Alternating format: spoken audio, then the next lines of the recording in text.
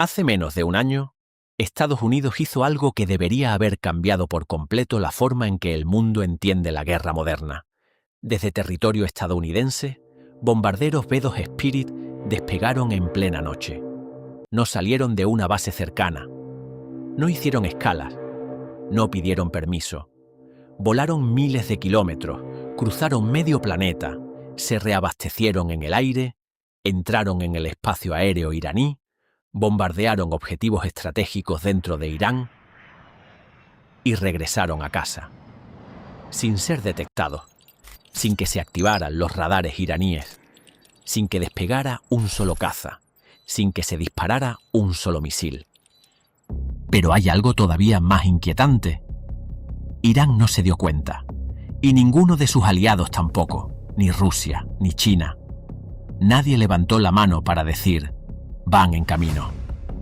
Nadie alertó, nadie reaccionó. El ataque ocurrió. Y cuando Irán entendió lo que había pasado, ya había pasado. Eso no es una teoría, eso no es una especulación. Eso es un hecho.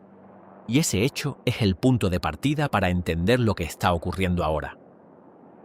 Hoy, mientras los titulares hablan de tensiones, negociaciones y advertencias diplomáticas, Estados Unidos está haciendo algo mucho más importante que hablar. Está moviendo piezas, está posicionando fuerzas, está preparando el tablero, y no lo está haciendo de forma simbólica. Estados Unidos ha concentrado frente a Irán una de las mayores fuerzas militares que ha desplegado en la región desde la guerra de Irak.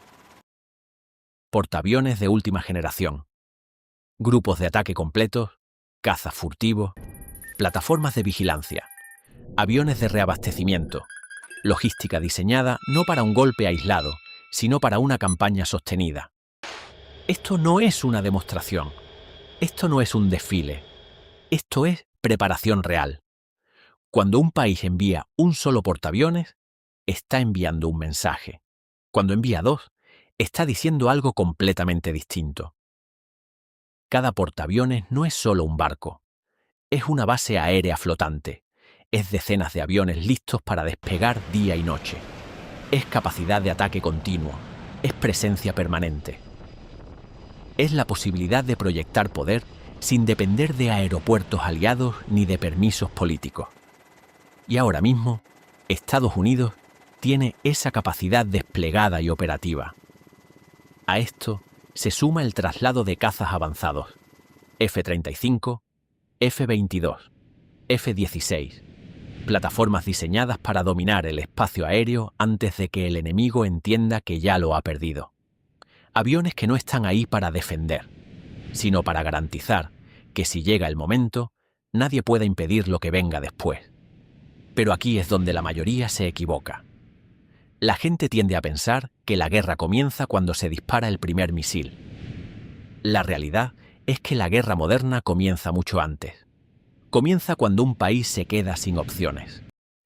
Y eso es exactamente lo que crea este tipo de despliegue. Porque no se trata solo de fuerza bruta, se trata de control. Control del aire, control del mar, control de la información, control del tiempo. Estados Unidos no está posicionando estas fuerzas para ver qué pasa. Las está posicionando para que, si la diplomacia fracasa, el margen de reacción del adversario sea mínimo. Para que la decisión ya esté tomada incluso antes de que se anuncie. Y aquí es donde entra el recuerdo incómodo. Hace menos de un año, Estados Unidos ya demostró cómo se ejecuta un ataque moderno sin aviso, sin ruido y sin respuesta. Los B-2 Spirit despegaron de noche desde Estados Unidos. Volaron durante horas en silencio. Se reabastecieron en el aire, atravesaron espacios aéreos sensibles y atacaron objetivos profundamente protegidos dentro de Irán. No fue una operación improvisada. Fue precisión quirúrgica. Fue engaño estratégico. Fue dominio absoluto del entorno. Los sistemas de defensa iraníes no reaccionaron. Los interceptores no despegaron. Los aliados no alertaron. Ni Rusia, ni China. Eso debería haber encendido todas las alarmas. Porque si un país puede atravesar medio mundo, atacar el corazón estratégico de otro país y salir sin oposición, entonces el problema no es la defensa aérea del atacado. El problema es que la forma tradicional de defenderse ya no funciona. Y ese es el punto que muchos se resisten a aceptar. La guerra moderna no entra por la puerta principal. No se anuncia. No pide permiso. Entra por los puntos ciegos. Entra cuando los radares están mirando otra cosa. Entra cuando el enemigo aún está discutiendo si realmente está pasando algo. Eso mismo ya ocurrió antes, en otros escenarios.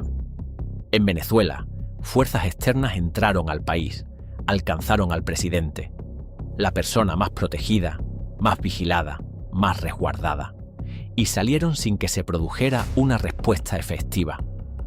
No hubo interceptaciones, no hubo reacción aérea, no hubo enfrentamiento real. El hecho no es que alguien quisiera responder y no pudiera. El hecho es que no supieron qué estaba ocurriendo hasta que ya había ocurrido. Ese patrón se repite, y cuando un patrón se repite, deja de ser casualidad. Por eso, cuando hoy se habla de si Estados Unidos podría atacar a Irán, la pregunta está mal planteada. Estados Unidos ya demostró que puede hacerlo. Ya demostró que puede entrar, golpear y salir sin aviso y sin oposición. La pregunta real es otra.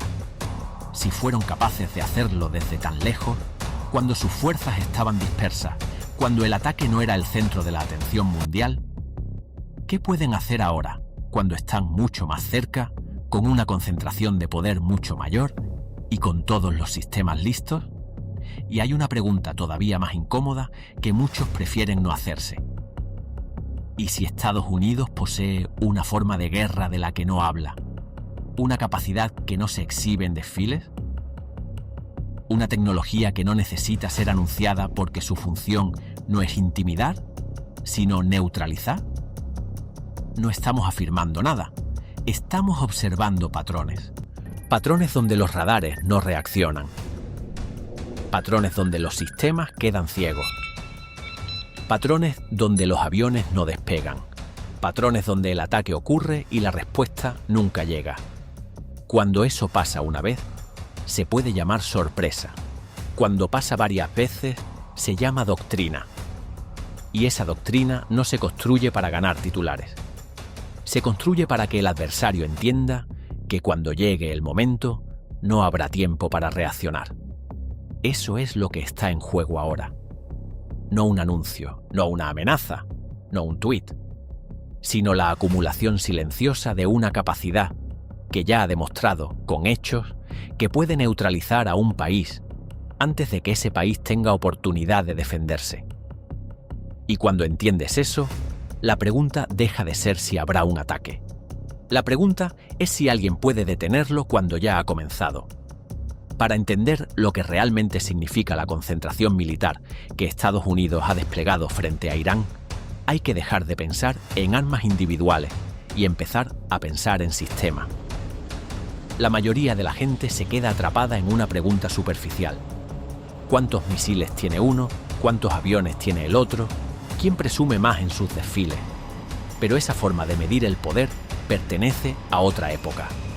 Hoy, la guerra no se decide por quién grita más fuerte, sino por quién controla el entorno completo antes de que el primer disparo ocurra.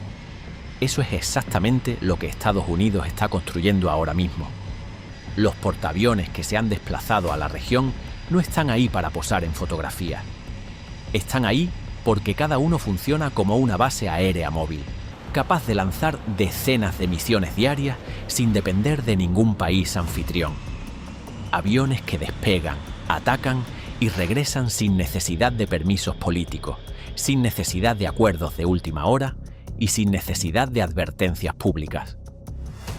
A su alrededor navegan destructores y cruceros diseñados no solo para proteger al grupo, sino para ampliar su alcance, detectar amenazas, interceptar misiles y asegurar que el espacio marítimo quede bajo control total. No se trata de una flota aislada. Se trata de una burbuja de dominio que se mueve, se adapta y se impone. En el aire, la historia es aún más clara. Los F-35 y los F-22 no están pensados para enfrentarse en combates tradicionales. Su función principal es entrar primero, ver primero y atacar primero. Son plataformas diseñadas para operar donde otros aviones no pueden, para volar donde los radares fallan y para destruir defensas antes de que éstas entiendan que ya han sido penetradas. A esto se suman los F-16 y otras plataformas que, una vez despejado el camino, pueden operar con libertad casi absoluta. Pero nada de esto funciona sin los ojos que lo coordinan todo. Por eso, junto a los cazas y los portaaviones, se despliegan aviones de vigilancia, radares aéreos, plataformas de inteligencia electrónica y sistemas de mando que permiten a Estados Unidos ver el tablero completo en tiempo real.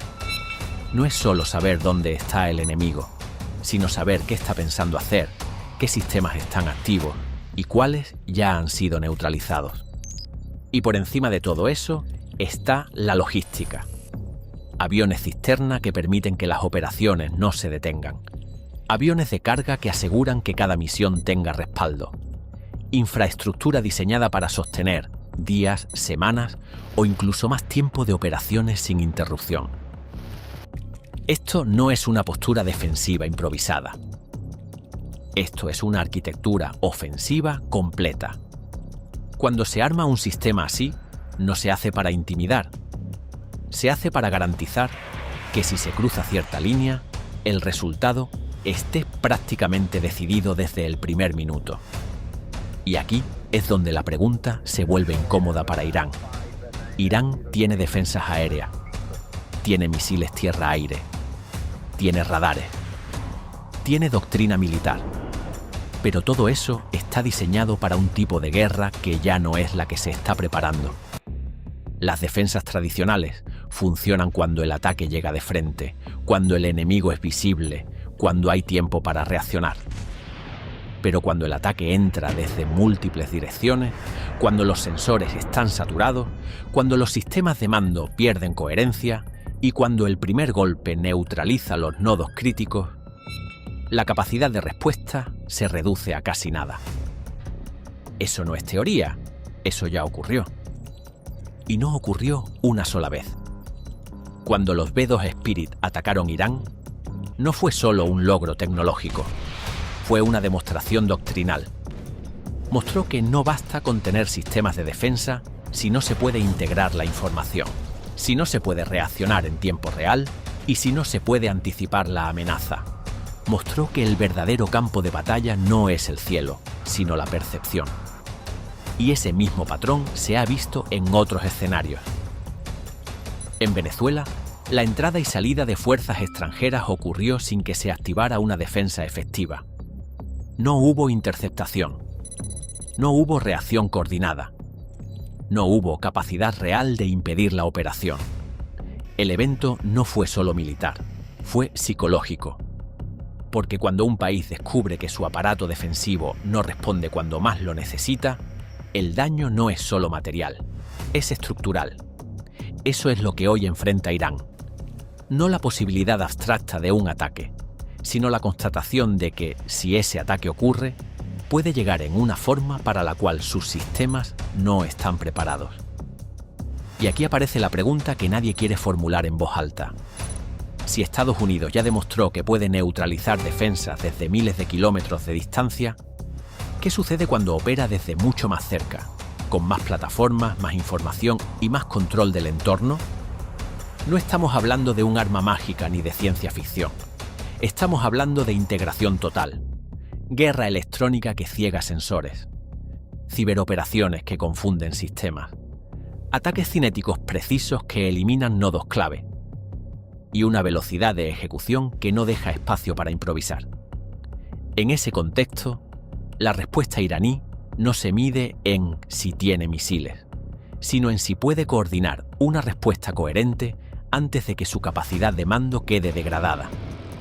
Y esa es una diferencia crucial, porque una cosa es tener armas, otra muy distinta es poder usarlas cuando el momento llega. Por eso, cuando se habla de ataque inminente, muchos se quedan atrapados en la fecha, en el día, en la hora.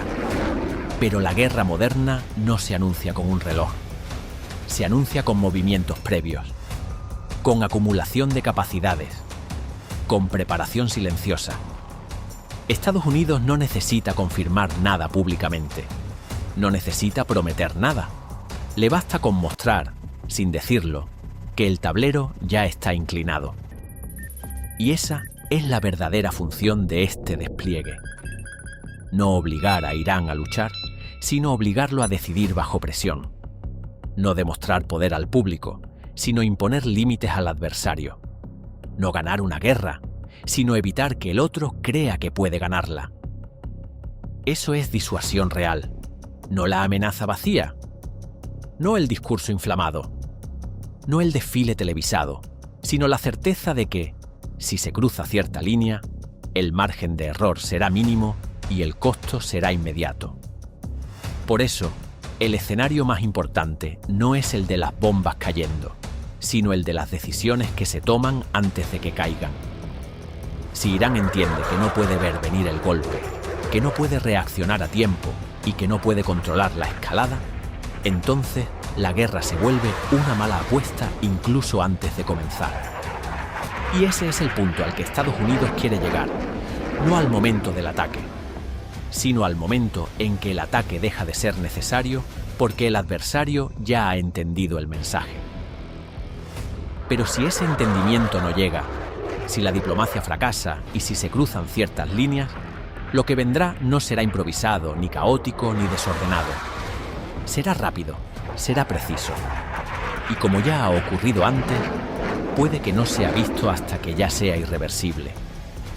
Porque en la guerra moderna, el verdadero poder no es el que se anuncia. Es el que actúa cuando el otro todavía está preguntándose qué está pasando.